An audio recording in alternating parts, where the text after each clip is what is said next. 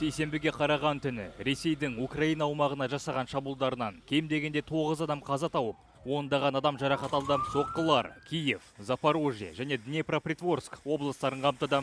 Соңғы апталарда Ресей Украинаға баллистикалық зымыран соққыларын жиілетті, ал Украина бұған Ресей аумағының түкпіріне соққы беру арқылы жауап қайтарды. Бұған дейін Украина президенті Владимир Зеленский Пхеньянның Мәскеуге көмекке қосымша әскермен зымырандар жіберуге дайындалып жатқанын ескерткен еді. Відбувається. Це вперше в історії Росії, коли у них вже немає безпечного стратегічного тилу.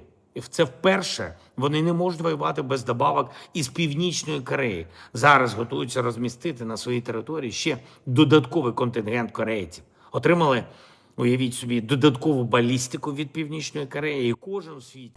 Зеленский сейсенбі күні Ресей Запорожьеге түнгі шабуыл кезінде солтүстік Корея зымырандарын атып, салдарынан 6 адам қаза тауып, 19 адам жарақат алғанын қоса айтты.